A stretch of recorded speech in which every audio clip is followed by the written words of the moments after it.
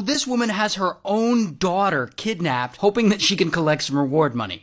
Now, her name's Karen, and Karen lives with her boyfriend, this guy, Craig. But one day, Karen discovers that Craig has been secretly looking at some content on the internet that suggests that he might be a P3DO. And Karen is shocked and disgusted, and she's like, okay, I gotta leave this guy. But there's a problem. Karen can't just leave. She can't afford to support her family on her own. She's on welfare and she's got 7 children. But then, one day, all that changes. When Karen allegedly sees a news update. And it's about a child who's gone missing in Portugal. And they're offering a big reward for that child's return. And Karen has no idea where that kid is, but this gives her a crazy idea. And there she comes up with what I can only refer to as the worst plan ever. Karen plans to hide one of her kids, and then she's going to tell everyone the kid is missing. And then authorities or whoever will offer a big reward for her kid's return, and from there she'll have someone pretend to find the kid and collect the reward money. And then she and that person will split that reward money. And once she gets that big reward money check, then she'll be able to afford to take all her children and leave Craig, the alleged P3DO.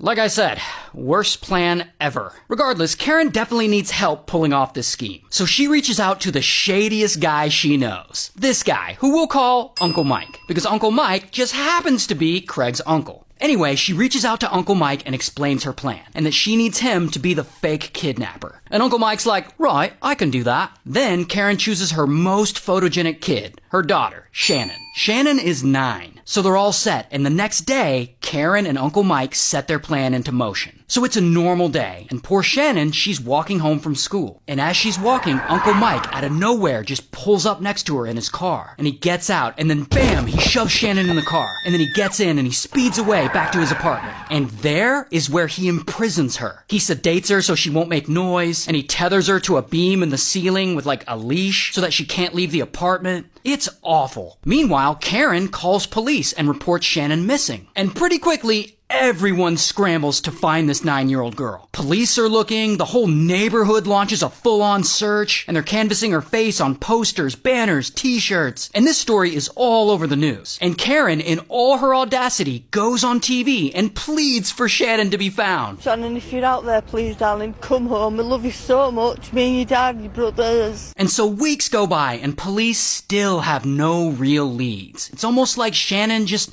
vanished into thin air.